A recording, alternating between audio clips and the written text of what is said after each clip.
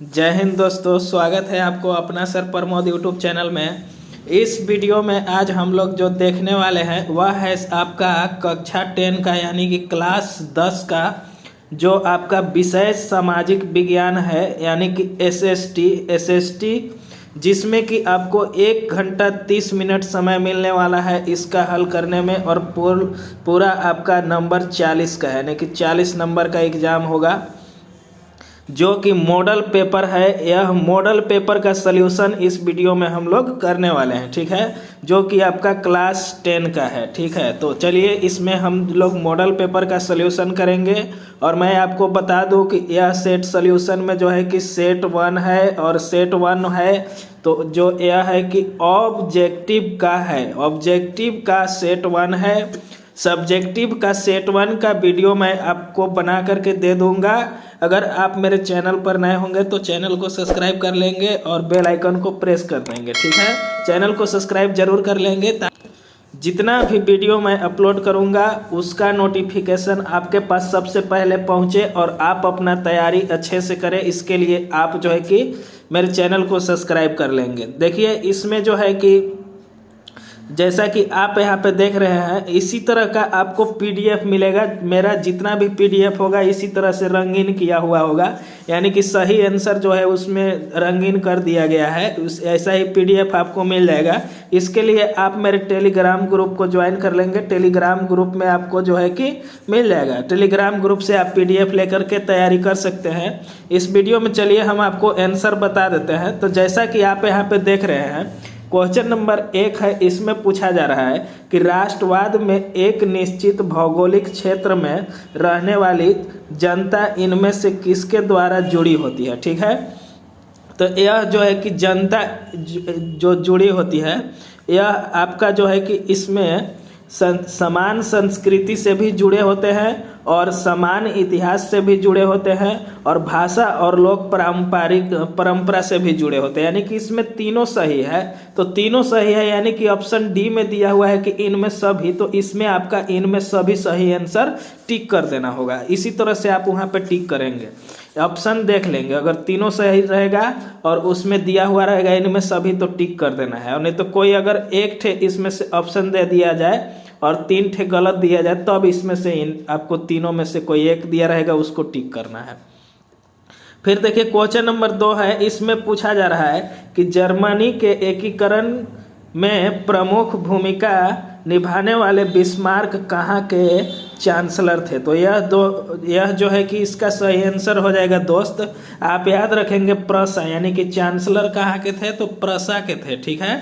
फिर आपका देखिए क्वेश्चन नंबर 3 यानी कि क्वेश्चन नंबर 3 में मॉडल पेपर में पूछा जा रहा है कि सरदार वल्लभ भाई पटेल ने किसान आंदोलन का नेतृत्व किया था, ठीक है, कि जो सरदार वल्लभ भाई पटेल हैं ने किस किसान आंदोलन का नेतृत्व किया था, ठीक है। तो यह जो है कि बारदौली आंदोलन का, यानी कि सरदार वल्लभ भाई पटेल जो है बारदौली आंदोलन का नेतृत्व किए थे।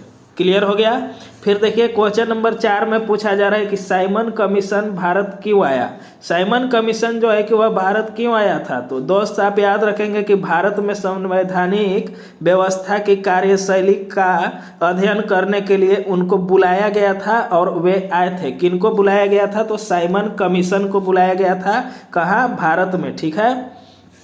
अगला देखिए प्रश्न संख्या 5, इसमें पूछा जा रहा है कि प्राचीन काल में किस स्थल मार्ग से एशिया और यूरोप का व्यापार होता था। तो ये इसमें जो है कि रेशम मार्ग से जो है कि उसका व्यापार किया जाता था, ठीक है, रेशम के लिए, यानी कि रेशम मार्ग बन गया था। यूरोप का व्यापार कैसा था तो रेशम मार्ग, ठीक है।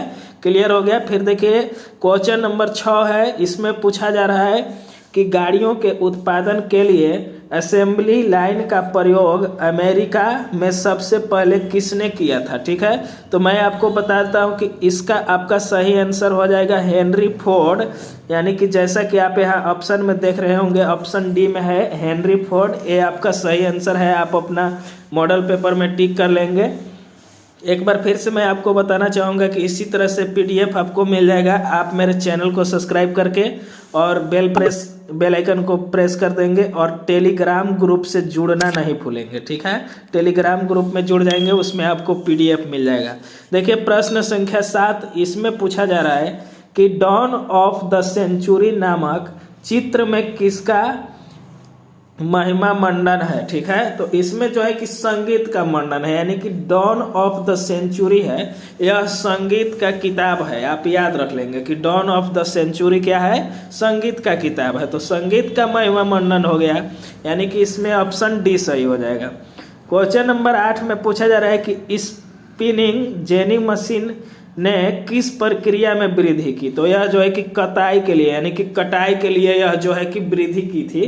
तो स्पिनिंग जेनी जो है कि किस प्रक्रिया में वृद्धि की थी, तो कटाई के लिए, यानी कि इसमें आपका सही ऑप्शन ए हो जाएगा, ठीक है।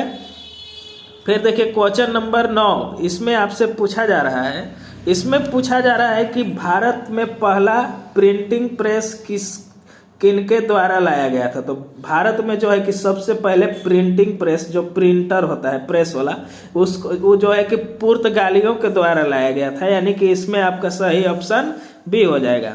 फिर देखिए अगला प्रश्न है कि गैली क्या है, गैली आखिर क्या है। तो गैली जो है कि धातुई फ्रेम होता है, यानी कि ऑप्शन ए इसमें सही हो जाएगा। फिर देखिए क्वेश्चन नंबर 11, इसमें पूछा जा रहा है कि यदि सरकार के विभिन्न अंगों, यानी कि विधायिका, कार्यपालिका और न्यायपालिका के बीच सत्ता का बंटवारा रहता है, तो उस सत्ता का ... वितरण कहा जाता है, यानी कि इसमें आपका जो है कि क्षैतिज वितरण कहा जाता है। आप ऑप्शन ए को याद रखेंगे, ठीक है। फिर देखिए इसमें क्वेश्चन नंबर 12, इसमें पूछा जा रहा है कि भारतीय संघ में इस समय है, भारतीय संघ में जो है कि इस समय अभी के समय में 28 राज्य और 8 ठे संघीय क्षेत्र है, यानी कि 28 गो राज्य है और 8 गो संघीय क्षेत्र है, ठीक है। क्लियर हो गया। फिर देखिए क्वेश्चन नंबर 13, इसमें पूछा जा रहा है कि मैक्सिको ओलंपिक की कहानी किस आंदोलन से संबंधित है। तो अश्वेत शक्ति आंदोलन से संबंधित है, यानी कि इसमें आपका ऑप्शन नंबर ए सही हो जाएगा। फिर देखिए इसमें जो क्वेश्चन नंबर 14 है, इसमें यह पूछा जा रहा है कि संविधान की किस अनुच्छेद द्वारा अस्पृश्यता को समाप्त कर दिया गया है। तो अनुच्छेद 17 के द्वारा जो है कि इसको समाप्त कर दिया गया, ठीक है। आप इसमें ऑप्शन डी को याद रखेंगे, अनुच्छेद 17, ठीक है। अनुच्छेद 17 इसमें हो जाएगा। क्वेश्चन नंबर 15 है कि बामसेफ निम्न में से किसका संगठन है।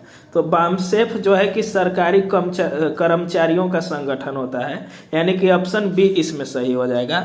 फिर देखिए क्वेश्चन नंबर 16 है, इसमें पूछा जा रहा है कि भारत में राजनीति दल को मान्यता कौन देता है। तो भारत में राजनीति दल को जो है कि मान्यता चुनाव आयोग देता है, ठीक है। किसी को भी चुनाव लड़ना होता है तो सबसे पहले चुनाव आयोग जो है कि सीट देता है कि किसको चुनाव में उठना चाहिए, किसको नहीं उठना चाहिए। तो इसलिए इसमें हो जाएगा चुनाव आयोग, ठीक है।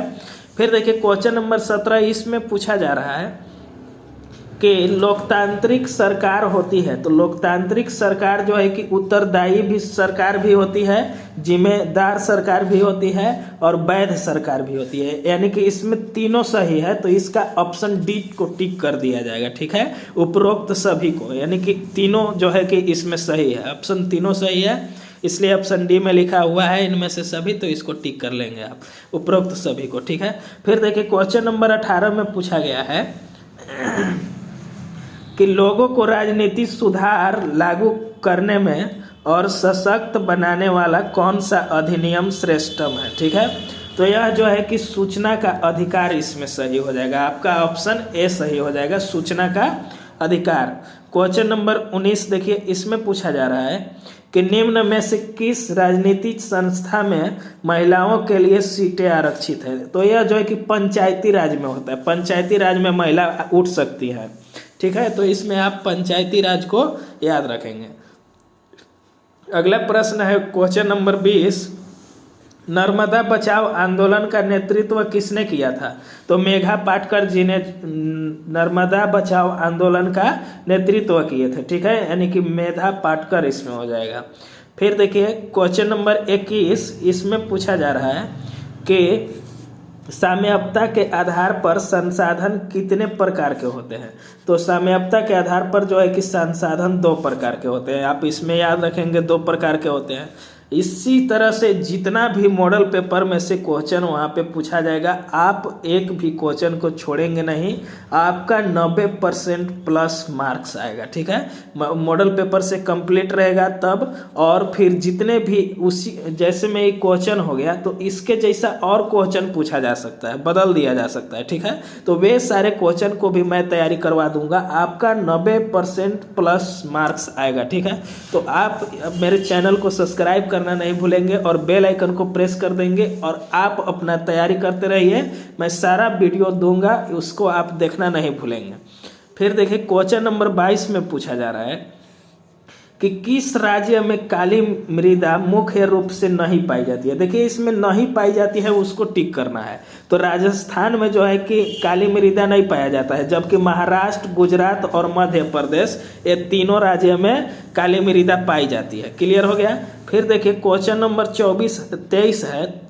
23 में क्या पूछा जा रहा है कि भारत में जैव विविधता को कम करने वाला कारक कौन है। ठीक है, इसमें कारक बताना है। तो इसमें जो आपका 3 गो ऑप्शन है, ऑप्शन ए वन्य जीव के आवास का विनाश, ये भी आपका सही हो जाएगा।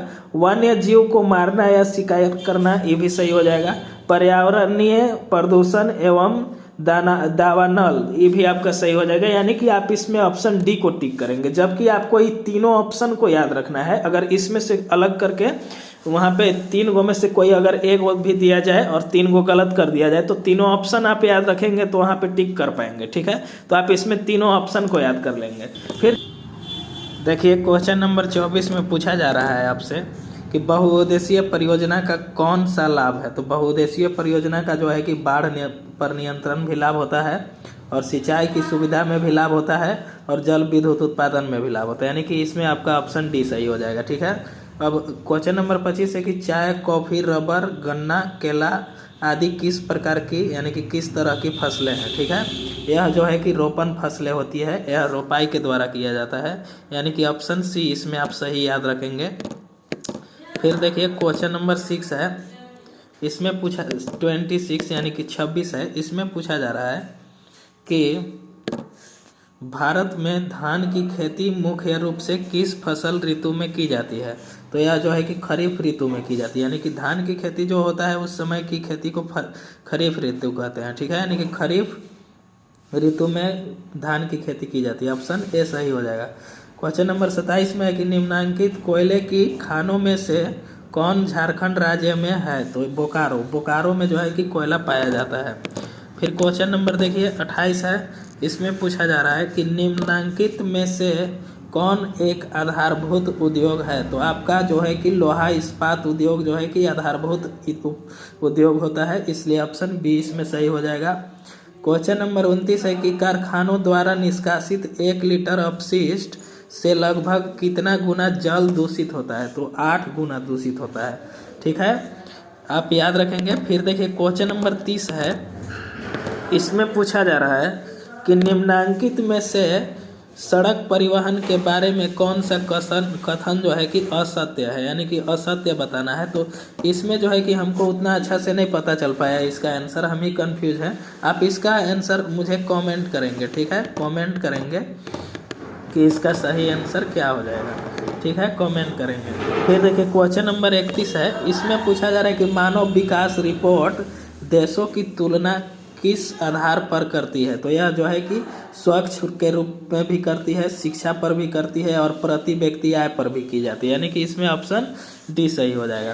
क्वेश्चन नंबर 32 में पूछा जा रहा है कि इनमें से कौन भावी पीढ़ी के कल्याण को परिभाषित करता है। तो इसमें आपका सही आंसर हो जाएगा धारणीय विकास। ठीक है, धारणीय विकास को आप याद रखेंगे।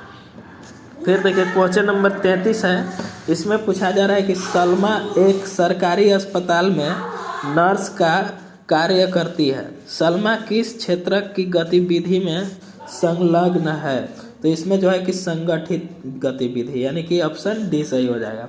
क्वेश्चन नंबर 34 है कि सेवा क्षेत्र में से किस तरह की गतिविधियां शामिल है। तो सेवा क्षेत्र में जो है कि परिवहन, संचार और बैंकिंग की गतिविधियां शामिल होता है, ठीक है, सेवा क्षेत्र के लिए। जबकि चीनी, गुड़, ईटा ये सब कोई सेवा क्षेत्र नहीं हुआ, इसलिए ऑप्शन इसमें सी सही हो जाएगा। फिर देखिए क्वेश्चन नंबर 35, इसमें पूछा जा रहा है कि निम्न में से कौन वस्तु विनिमय का उदाहरण है। वस्तु विनिमय का मतलब होता है कि सामान दे करके और किसी चीज़ से सामान लेना। जैसे मैं कि आपको एक इसमें देख लीजिए लिखा हुआ है, एक गाय के बदले में 5 बकरियों का सौदा। यानी कि आपके पास एक ठे क्या है, गाय है। अगर एक ठे गाय है तो आप चाहे तो किसी से 5 ठे बकरी मांग सकते हैं। यानी कि उसको कहेंगे कि हम आपको एक ठे गाय दे रहे हैं, आप मुझे 5 ठे बकरी दे दीजिए। इसी तरह का पहले चलता था जब पैसा वगैरह नहीं था, ठीक है। प्राचीन काल में यही सब चलाए जाते थे, जो कि सामान के बदले सामान मिलती थी, यानी कि वस्तु के बदले वस्तु। इसमें ऑप्शन ए सही हो जाएगा। फिर देखिए क्वेश्चन नंबर 36 है, इसमें पूछा गया है कि व्यापारिक बैंक के क्या कार्य हैं। तो व्यापारिक बैंक का जो है कि शाखा निर्माण का भी काम होता है, ऋण देने का भी यानी कि कर्जा देने का भी काम होता है, और जमा स्वीकार करना भी काम में होता है, ठीक है। यानी कि ऑप्शन इसमें डी सही हो जाएगा। फिर देखिए क्वेश्चन नंबर 37, इसमें पूछा जा रहा है कि बहुराष्ट्रीय कंपनियों का देशों में उत्पादन पर नियंत्रण होता है। तो केवल एक से अधिक देशों पर उत्पादन पर नियंत्रण होता है, ठीक है। यानी कि ऑप्शन इसमें सी सही हो जाएगा। क्वेश्चन नंबर 38 में देखिए क्या पूछा जा रहा है, इसमें है कि फोर्ड मोटर किस देश की कंपनी है। तो फोर्ड मोटर जो है कि अमेरिका देश की कंपनी है, आप इसे याद रखेंगे। 39 में है कि हॉलमार्क किस प्रकार की वस्तुओं की गुणवत्ता का प्रमाणक चिन्ह है। तो हॉलमार्क जो है कि आभूषण का प्रमाणक चिन्ह है, यानी कि इसमें आभूषण सही हो जाएगा। फिर देखिए क्वेश्चन नंबर लास्ट है जो कि 40 नंबर है, इसमें पूछा जा रहा है कि राष्ट्रीय उपभोक्ता दिवस किस तिथि को मनाया जाता है। तो यह जो है कि 24 दिसंबर को मनाया जाता है, ठीक है। इस वीडियो में इतना ही 40 क्वेश्चन जो है कि ऑब्जेक्टिव का है, और सब्जेक्टिव का क्वेश्चन बहुत जल्द मैं आपके लिए एकदम सटीक आंसर के साथ अपलोड करने वाला हूं। तो इस वीडियो में इतना ही, जो कि आपका 40 MCQ क्वेश्चन था, यानी कि ऑब्जेक्टिव क्वेश्चन था। अब जो सेट 1 का सब्जेक्टिव क्वेश्चन है उसको मैं बहुत जल्द अपलोड करने वाला हूं, ठीक है। उसमें सही एकदम सटीक आंसर आपको मिलेंगे। इसके लिए आप मेरे चैनल को सब्सक्राइब करके और बेल आइकन को प्रेस कर देंगे, ताकि उसका नोटिफिकेशन आपके पास सबसे पहले पहुंच जाए और आप अपना तैयारी में लग जाए, ठीक है। इस वीडियो में इतना ही, फिर मिलते हैं हम लोग नेक्स्ट वीडियो में। जय हिंद।